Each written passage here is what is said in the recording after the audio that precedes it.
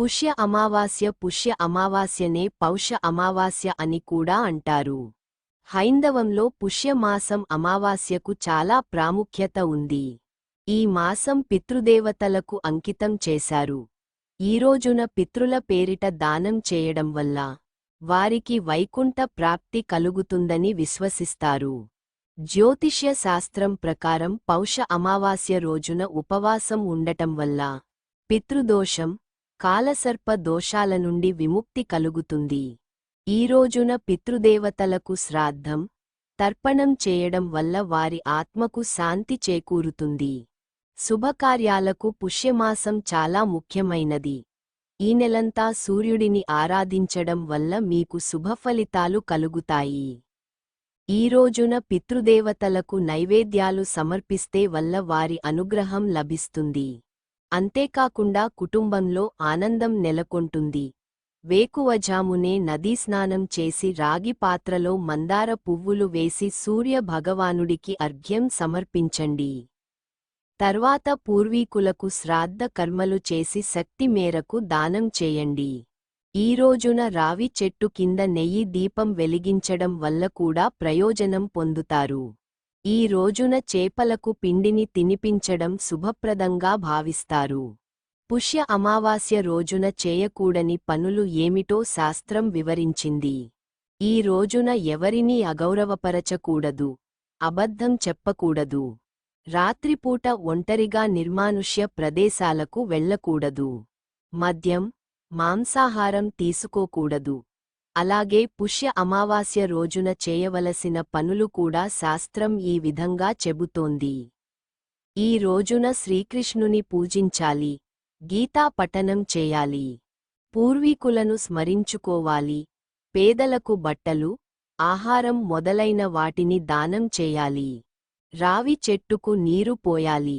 రావి చెట్టు క్రింద దీపం వెలిగించాలి. వీలైతే ఈ రోజున రావి మొక్కను నాటడం శ్రేష్టం. చొల్లంగి అమావాస్యనే మౌని అమావాస్య అని కూడా అంటారు. గోదావరి 7 పాయల్లో ఒకటైన తుల్యభాగ తూర్పుగోదావరిలోని చొల్లంగిలో సముద్రంలో కలుస్తుంది. ఈ రోజున అక్కడ స్నానం చేయడం వల్ల విశేష పుణ్యఫలం లభిస్తుందని భక్తుల విశ్వాసం. ఇక్కడ ప్రతి ఏటా జరిగే చొల్లంగి తీర్థానికి ఎంతోమంది భక్తులు వచ్చి పవిత్ర స్నానాలు ఆచరించడంతో పాటు పెద్దలకు పిండప్రదానం చేయడం, చొల్లంగిలో వెలసిన స్వామి వారిని అర్చించడం జరుగుతుంది.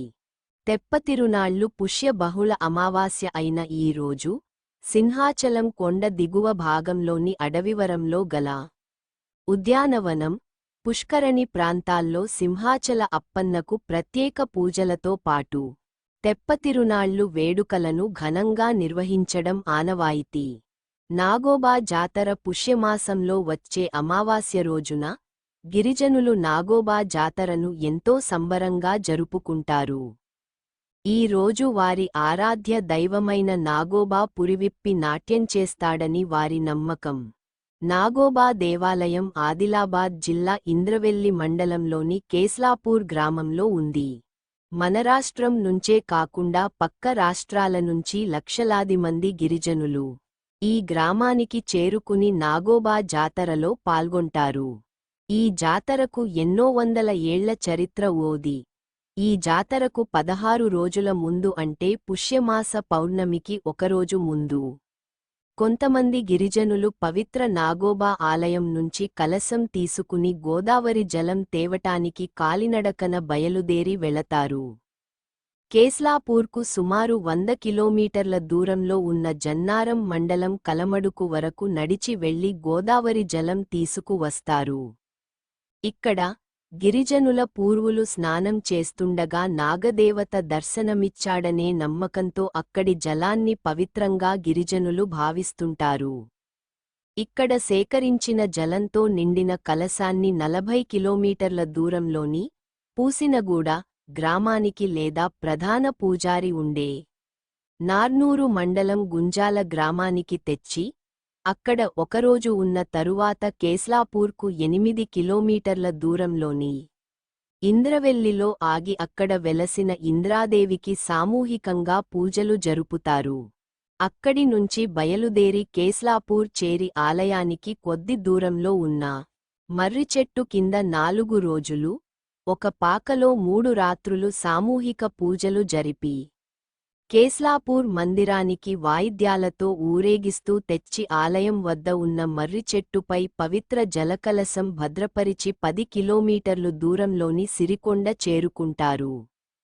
పుష్య అమావాస్య రోజున కలశం ఉంచిన మర్రిచెట్టు దగ్గర పుట్టను తయారు చేసి ఆలయం ప్రక్కన ఉన్న పూజామందిరాన్ని మట్టితో అలికి అమావాస్య అర్ధరాత్రి కలశంలో ఉన్న జలంతో ఆలయంలో ఉన్న నాగదేవతను అభిషేకిస్తారు. గిరిజన తెగకు చెందిన మెస్రిం వంశస్థులు దేశంలో ఏమారుమూల ఉన్నా తప్పనిసరిగా ఈ జాతరకు హాజరై నాగదేవతను పూజిస్తుంటారు.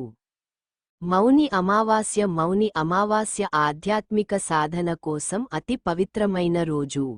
భారతదేశంలోని వివిధ ప్రాంతాలలో, ముఖ్యంగా ఉత్తర భారతదేశంలో బాగా ప్రాచుర్యం పొందింది. ఈ పండుగ వేడుకలు భారతదేశంలోని ఉత్తర ప్రదేశ్లోని అలహాబాద్లో చాలా ప్రత్యేకమైనవి.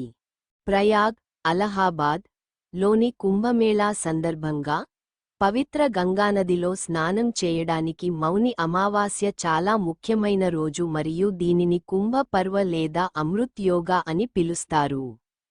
ఆంధ్రప్రదేశ్లో మౌని అమావాస్యను చొల్లంగి అమావాస్యగా జరుపుకుంటారు. దీనిని భారతదేశంలోని ఇతర ప్రాంతాలలో దర్శ్ అమావాస్య అని కూడా పిలుస్తారు.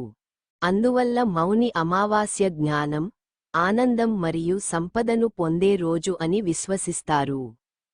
మౌని అమావాస్య సమయంలో ఆచారాలు సూర్యోదయ సమయంలో గంగానదిలో పవిత్ర స్నానం చేయడానికి మౌని అమావాస్య రోజున భక్తులు ఉదయాన్నే నిద్రలేస్తారు. ఈ రోజు ఎవరైనా ఏ తీర్థయాత్రను సందర్శించలేకపోతే వారు స్నానం చేసే నీటికి కొంచెం గంగాజలాన్ని తప్పక చేర్చాలి. స్నానం చేసేటప్పుడు నిశ్శబ్దంగా ఉండాలి అని గ్రంథాలలో పేర్కొన్నారు. ఈ రోజున భక్తులు బ్రహ్మను కూడా ఆరాధిస్తారు మరియు గాయత్రి మంత్రాన్ని పఠిస్తారు. స్నాన కర్మ పూర్తయిన తరువాత భక్తులు ధ్యానం కోసం కూర్చుంటారు. ధ్యానం అనేది అంతర్గత శాంతిని కేంద్రీకరించడానికి మరియు సాధించడానికి సహాయపడే ఒక అభ్యాసం. మౌని అమావాస్య రోజున ఎలాంటి తప్పుడు చర్యలు చేయరాదు. కొంతమంది భక్తులు మౌని అమావాస్య రోజున పూర్తి మౌనాన్ని పాటిస్తారు. ఇట్టి రోజంతా మాట్లాడటం మానేస్తారు. మౌనవ్రతం పూర్తిగా రోజంతా మౌనంగా ఉండలేకపోతే కనీసం పూజా కర్మలు పూర్తయ్యే వరకైనా మౌనం పాటించాలి. మౌని అమావాస్య రోజున కల్పవాసులతో 1000 మంది హిందూ భక్తులు ప్రయాగ్ వద్ద సంగం లో పవిత్రంగా మునిగి మిగిలిన రోజును ధ్యానంలో గడుపుతారు. కుక్కలకు, కాకులకు ఆహారం మరియు దానధర్మాలు అందించడం ఈ రోజుకు మరొక ముఖ్యమైన కర్మ. ఈ రోజు పేద ప్రజలకు ఆహారం, బట్టలు మరియు ఇతర నిత్యావసరాలను దానం చేస్తారు. శనిదేవునకు నువ్వుల నూనెతో అభిషేకం చేయాలి. మౌని అమావాస్య యొక్క ప్రాముఖ్యత. సనాతన ధర్మంలో మౌన సాధన ఆధ్యాత్మిక క్రమశిక్షణలో అంతర్భాగంగా ఉంటుంది. మౌని అనే పదం మరొక హిందీ పదం ముని నుండి వచ్చింది. దీని అర్థం సన్యాసి లేదా సాధువు. అతను నిశ్శబ్దం పాటించే వ్యక్తి. అందువల్ల మౌన అనే పదం స్వీయంతో ఏకత్వాన్ని సాధించడాన్ని సూచిస్తుంది. పురాతన కాలంలో ఆది శంకరాచార్య స్వయంగా మౌనం ఒక సాధువు యొక్క 3 ప్రధాన లక్షణాలలో ఒకటిగా పేర్కొన్నారు. ఆధునిక కాలంలో రమణ మహర్షి ఆధ్యాత్మిక సాధన కోసం మౌన సాధనను ప్రచారం చేశారు. ఆయన నిశ్శబ్దం అనేది ఆలోచన లేదా ప్రసంగం కంటే శక్తివంతమైనది మరియు అది ఒక వ్యక్తిని తన స్వభావంతో ఏకం చేస్తుంది. చంచలమైన మనస్సును శాంతపరచడానికి ఒక వ్యక్తి మౌనాన్ని పాటించాలని చెప్పారు.